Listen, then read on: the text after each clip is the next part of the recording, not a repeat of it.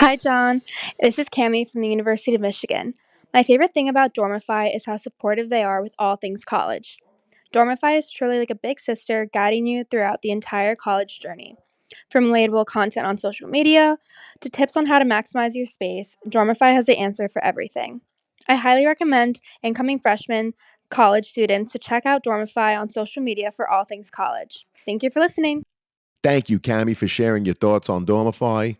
For those of you listening, be sure to check out our show notes where you could find our Dormify affiliate link and our most updated coupon code where you can save 15% on most Dormify products. As a reminder, our podcast does receive a small commission for purchases made through our affiliate link, but rest assured, we only promote products that we believe in and feel would benefit you, our listeners. Thank you, and best wishes to all. Welcome to The CAP, the College Admissions Process Podcast. I am your host, John Durante, and I am very excited today as we have a special guest. It's our first Service Academy on the podcast. I want to welcome Commander Mike Bedryk, who, by the way, served in the Army. So, Mike, first of all, thank you so much for your service. And Commander Bedryk is also the Director of Admissions at the United States Merchant Marine Academy. Commander Bedryk, thank you so much for being here today. How are you? John, thank you. I am great. Thank you for having me on the show.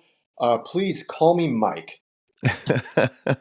Will do, Mike. And again, thank you so much for your service and for being here. Like I said, it's the first time we're having a service academy here, so I'm really excited about this one.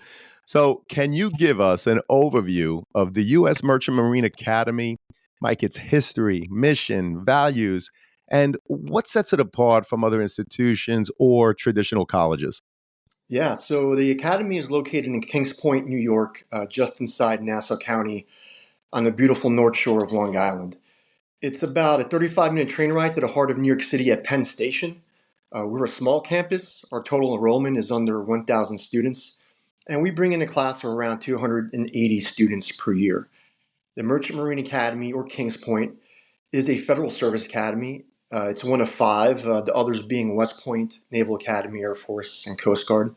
And we operate under the direction of the Department of Transportation. The academy was officially dedicated on September 30th, 1943, by President Franklin Roosevelt. So we have just celebrated our 80th birthday. Our mission is to educate and graduate leaders that will serve as licensed merchant marine officers and commissioned officers in the armed forces. Now that sounds pretty serious, and it is because every one of our graduates earns a professional license to work in the maritime industry, a commission as an officer in one of the armed services, typically the Naval Reserve, and a Bachelor of Science degree from what I consider the preeminent maritime academy in the world. And every one of our graduates is obligated to serve in a leadership role in either the maritime industry or in one of the armed forces. So, in addition to the academic mission, there is a critical leadership development mission and a moral, ethical development emphasis as well. And this leads us to the Academy's motto and values. First, our motto, which is acta non verba, or deeds, not words, which is demonstrative of the U.S. Merchant Marine, particularly as you look back at the history of the service, which I'll cover in a bit, and the Academy's core values, which are respect, honor, and service. These are extremely important concepts and are not taken lightly. Respect for others, service, which is the sense of selfless duty to the nation, and honor, which I'll speak to in a little bit more detail. When we talk about honor, we talk about honorable living, a way of life. Our students, upon arrival, raise their hand and they either swear or affirm to live by an honor code, which states that a midshipman will not lie, cheat, or steal. So it's a pledge to live by and to define their life's course by honor and holding themselves accountable for their actions. And that is what the Academy is about.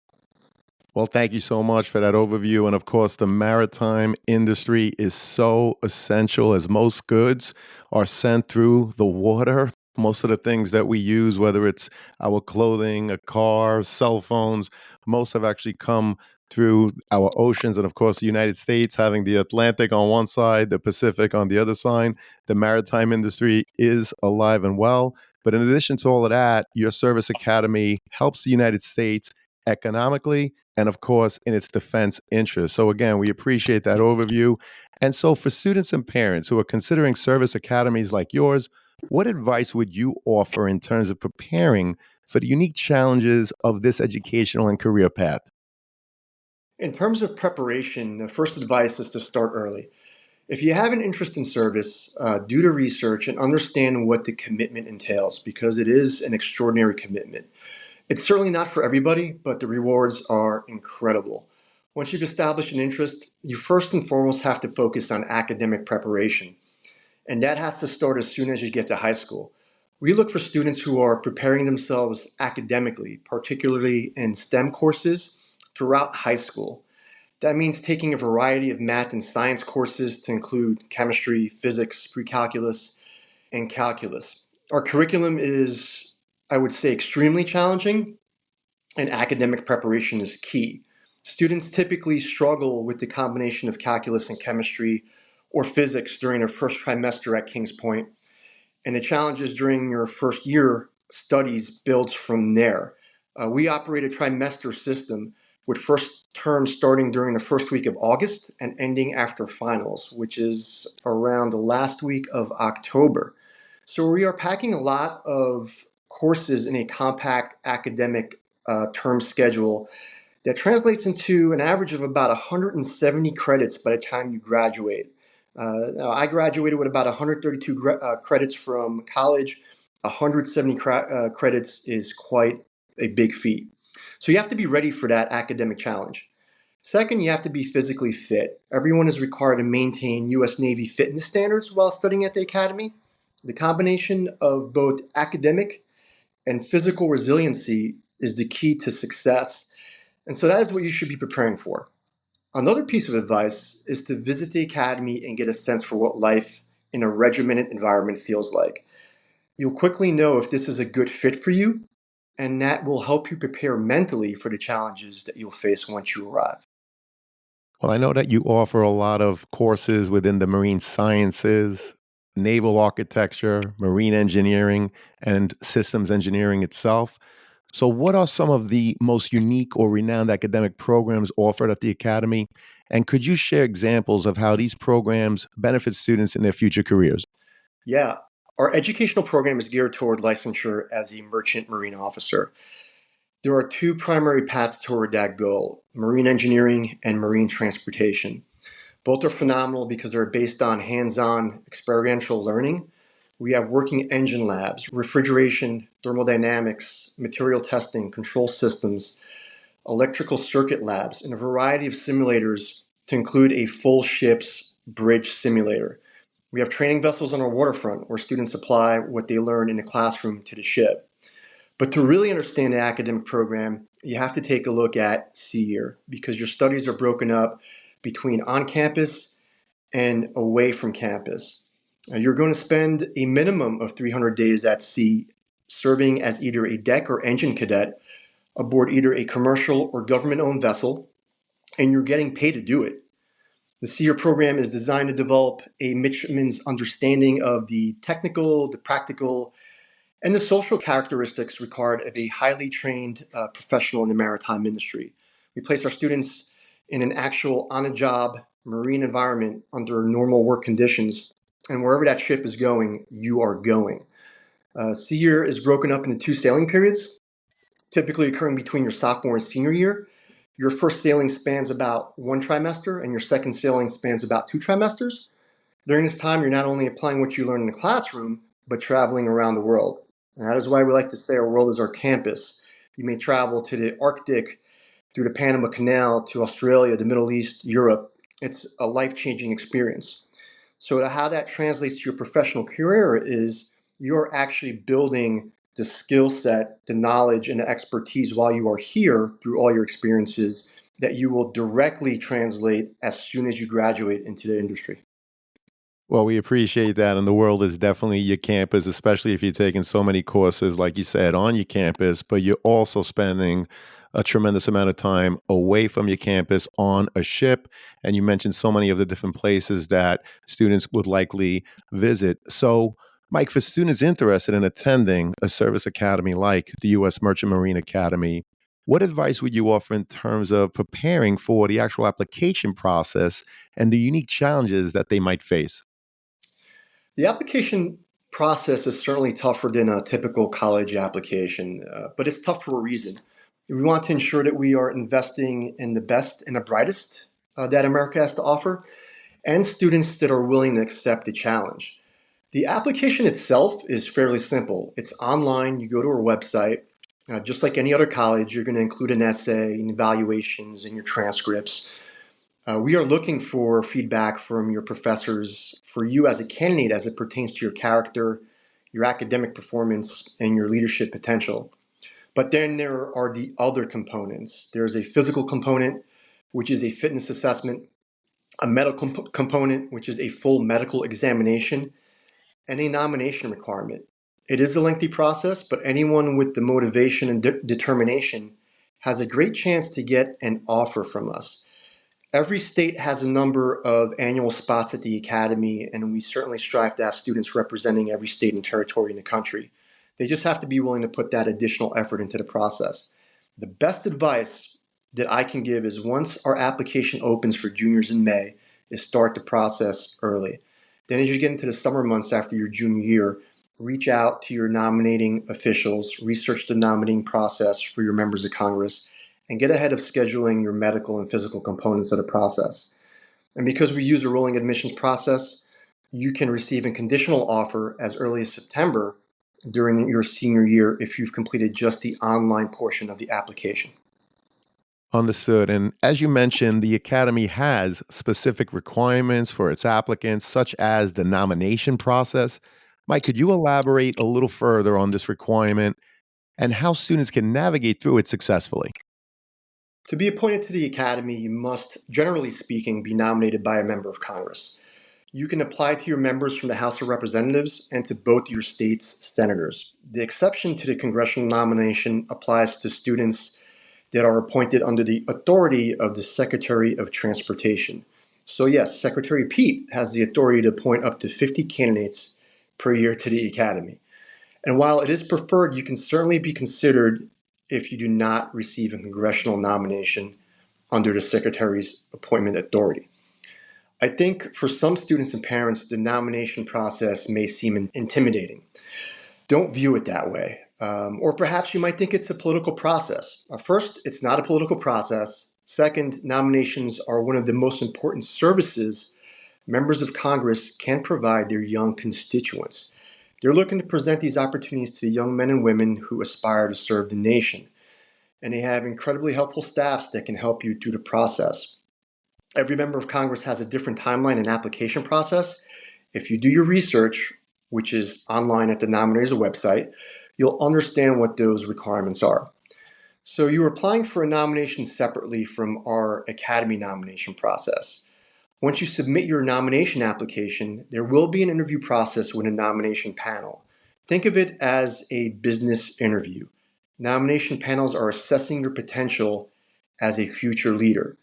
You are competing against your peers within your district and state for the few nominations available. Every member of Congress can nominate up to 10 individuals per year to Kings Point and the other service academies as well, with exception of the Coast Guard Academy, which doesn't require nominations.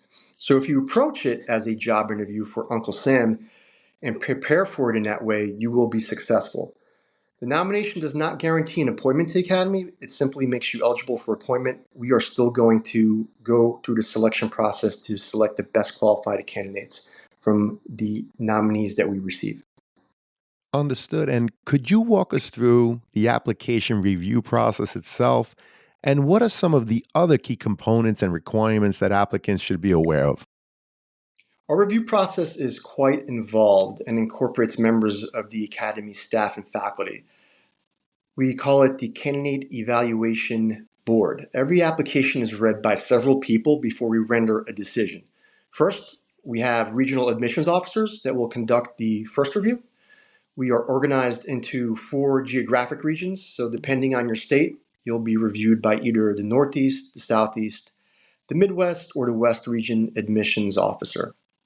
Then 2 staff and faculty members will independently review and provide input and recommendations. They are reading your transcript, they're reviewing your extracurricular activities and your resume, your essay, and your evaluations. Then both the assistant director of admissions and myself will review the file and the input from the evaluators to make a determination. We hone in on every aspect of the application, but there was a lot of emphasis on your math and science grades and the overall rigor of your courses. So it is important you take time to write a great essay, but it's incredibly important to set yourself up for success by taking your studies seriously over the entirety of your high school career. Well, we appreciate that, Mike. And many students and their parents who are listening in today might not be familiar with the structure and benefits of a service academy education. So, how else does the experience at the U.S. Merchant Marine Academy differ from that of a traditional college or university? John, that is a great question. And structure is the operative term. We have we have a regimental system in place where the students are organized under a student-led chain of command. So there are students here that are basically leading the younger students throughout the course of their time here. And everyone goes through a 2-week indoctrination process. So think of it as basic training once you arrive here. You wear a uniform, you follow customs and courtesies. There are room inspections. If you haven't seen how one prepares for that, YouTube shows some great examples. Everyone wakes up generally the same time, which is early for accountability. We have a fantastic dining facility, or as we call it, a mess hall, where everyone gathers to eat lunch family style at the same time. The days are busy. Classes run from the morning to the afternoon, and freshmen have required evening study periods. And there are occasional events on the weekends that you'll be required to attend. There is also an honor system, which is one of the most significant traditions of the Academy. It is managed by a regimental honor board and enforced by the Regiment of Midshipmen. So, before when I talked about our values and honor being one of them, that is the mechanism that we assess and enforce that. There's certainly not much freedom during your first year. The structure is there to try to prevent distractions and help you focus on surviving your first year, but it's also to prepare you for the structure that you'll see aboard a ship or in military service. A certain level of discipline is required if you are going to be a mariner on a vessel that operates 24 hours a day while at sea. As you near completion of your first year, you start earning more freedom and you continue your development so that you can assume leadership responsibilities down the road. But the fun really begins during your sophomore year as you prepare for senior. And there are a variety of clubs and activities that you can participate in just like a typical college. We also have an incredible waterfront program, and there are a lot of opportunities to get out on the water around Long Island. The benefits that you will earn are remarkable. The personal development you will see is remarkable from a freshman year to graduation. I could list tons of benefits, but just to give you a few of them, we talked about the education and degree here and the licensure and your commission, but you also get the experience of sailing ports around the world with actual work experience. You get that leadership development experience. You get access to one of the most successful alumni networks out there. The opportunity to serve in any branch of the military is there for you, whether it's the Army, the Navy, the Coast Guard, the Marine Corps, the Air Force, or the Space Force, and the opportunity to graduate and go directly into a 6-figure salary in the maritime industry and embarking on a career toward being a chief engineer or a ship's captain are just some of the great benefits that you get coming out of here. This is literally a life-changing opportunity, and it's why I get so excited when I talk about it, because I want students to understand that the opportunity exists, but we're not giving it away. You got to earn it, and you graduate with their understanding that you have just accomplished something many can't do in a lifetime. Well, we appreciate that. And I love how you talked about what sounded to me like a mentorship program, if you will, with new students being mentored by older students. Your huge alumni network, the fact that everyone eats lunch at the same time, there are required study periods, and this includes evenings and weekends. And as you said, it's to avoid distractions and prepare you for the great work done at sea. I really appreciate it. And Mike, you mentioned the YouTube videos. If there's any links that you want to include in the show notes, just provide them to me and we'll make them available to the students that are listening along with their parents. So we appreciate that. I was also curious, Mike, are there any specific extracurricular programs, internships, or even hands on experience that students can engage in to complement their classroom education And how do these experiences prepare them for careers in the maritime industry? Yeah, great question. So we look to see activities that demonstrate leadership. Athletic participation is also important. A majority, not all but many, of our entering students are varsity athletes, and most are team captains. We are a small school in a Division III athletics program, and we have a sailing program that competes at the national level. And we also have multiple club sports. So many of our students are participating in competition, and by extension, we are looking for those types of students to help us have successful programs here. But it's not limited to that. We look for participation in student government, in academic clubs and competition, in programs such as junior ROTC, scouting, Sea Cadets, and volunteerism. And it really comes down to what do you bring to us as far as your demonstrated leadership and also your potential to grow into a great leader. These extracurricular activities and experiences, particularly on teams, are important for a number of reasons. It's part of demonstrating your social interaction. We're taking people from across every state in the country from different backgrounds and sticking them into a challenging environment. We look for students that are able to juggle multiple responsibilities and commitments. And we also look for leadership qualities, character, and the ability to work on a team in a cohesive way. And whether you're at the academy or graduating and moving on to your professional career, all of these experiences and these attributes that we're looking for are going to be directly correlated to what you're doing out there.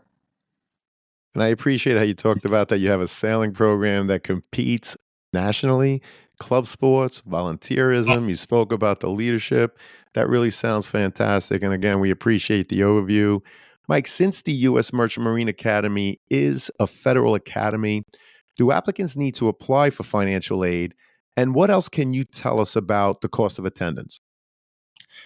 Yeah, so we are a federally funded academic institution. So tuition, room and board, books, and uniforms are all covered. You do not have to apply for financial aid. However, we are the only federal service academy with a federal financial aid program. That includes Pell and federal direct loan. And if you have a need, you can certainly apply for it because there are some expenses associated with attending.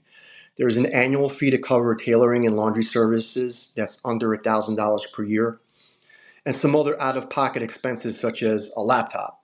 So while it's not required, you should complete a FAFSA because you may be eligible for a Pell Grant, which would offset some of those ancillary costs of attendance. Again, there is no cost for tuition, room, and board, but there are some minor costs that you can incur while you're attending here. Well, we appreciate that. And what is the role, would you say, of the U.S. Merchant Marine in the nation's defense and transportation? And how does the Academy contribute to this important sector? John, thanks for asking that question. The Merchant Marine is not well understood. The United States Merchant Marine is composed of U.S. civilian mariners and U.S. civilian and federally owned merchant vessels. Think large container ships and other types of transport vessels that you see out there on the coast and even in our internal waterways. And the Merchant Marine primarily transports domestic and international cargo and passengers. The Merchant Marine and our graduates serve the U.S. economy by operating commercial vessels that import and export cargo such as automobiles, grain, energy resources, and an array of other goods and products. I think everyone understands that delivery of your package to your doorstep from one of those big companies, but but before it gets to the United States, it has to travel typically a body of water, and that's the significance of it. The maritime transport is key to our economy, as about 95% of the world's products are still delivered by ships. Mariners are the men and women who run that enterprise, from our ports to vessel management to the shipping around the world. During conflict, the Merchant Marine can be operationalized to deliver military material. The history of the U.S. Merchant Marine is incredible, particularly during World War II. The Merchant Marine exhibited extraordinary bravery as the lifeline of the Allies, delivering troops, food, material, fuel, etc. From 2009 to 2011, more than 95% of all cargoes to U.S. and coalition forces in Operation Enduring Freedom and Operation Iraqi Freedom were carried on U.S. flag commercial fleet vessels. So, in short, the Merchant Marine is an essential component of both our national security and economic interests. Well, we appreciate that, and you're absolutely right. The Merchant Marine is absolutely essential in helping the United States, as you mentioned, not only economically, but of course in its defense interests. So we want to thank you again, Mike, for your service and your time here today. Before I get to the last question, I have to ask, is there a question, Mike, that I didn't ask, or even a topic that didn't come up that you wish to share with us now? No, John, you covered it all pretty well. I'm just really glad to have the opportunity to reach your audience here because there are a lot of folks that don't know about the Merchant Marine or the Merchant Marine Academy, and I'm glad to have that opportunity to provide this information. Well, we are glad to have you. It's truly been an honor and a pleasure. But unfortunately, Mike, it does lead us to the last question, which is, what are your top three pieces of advice you would provide a student and their parents getting ready for the admissions process? So first, there are more options for students than ever before. There is also more information and more access to resources than ever before. Invest the time in learning about those wonderful opportunities available to you as you pursue your next level of education. Number two, parents. You're great mentors and guides for your students. Continue doing that, but let them make that final decision and the best choice for themselves. And lastly, for students, do not sell yourself short. Have confidence in yourself and your abilities. You will be amazed at what you can accomplish. I think a lot of students out there are intimidated by this process or not sure about service, but it is a great and humbling experience. If you put the time and effort to it with the required attention to detail as you navigate the college admissions process, you will be successful. Just stick with it.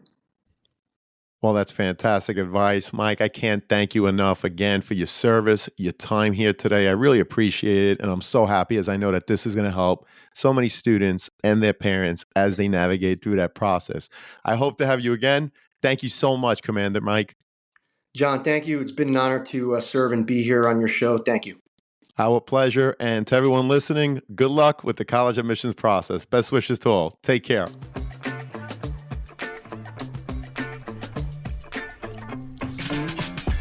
Thank you for joining us on this episode of the CAP, the College Admissions Process Podcast. We hope you enjoyed the show. If you did, please don't forget to tell a friend and follow us on Facebook, Instagram, Twitter, and wherever you listen to your podcast. I am your host, John Durante, and I look forward to seeing you on the next episode of the CAP. I want to welcome back Sean Patel, who's the CEO and founder of Prep Expert. Sean, thank you so much for being here. How are you?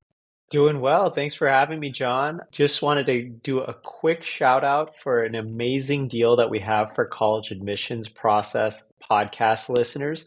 We're offering 30% off all Prep Expert SAT and ACT courses and tutoring. It's live online. We've got the best score improvement guarantees in the industry. You'll get taught by 99 percentile instructors. And you can save 30% off when you go to the show notes of the College Admissions Process podcast. Grab your discount code for 30% off and click the link in the show notes. Thank you, Sean. So great to have you again. And to everyone out there, please note that if you make a purchase through any of our affiliate links, the podcast gets a commission. But rest assured that we would only promote products that we believe in and feel would benefit our listeners. Thank you all and best wishes.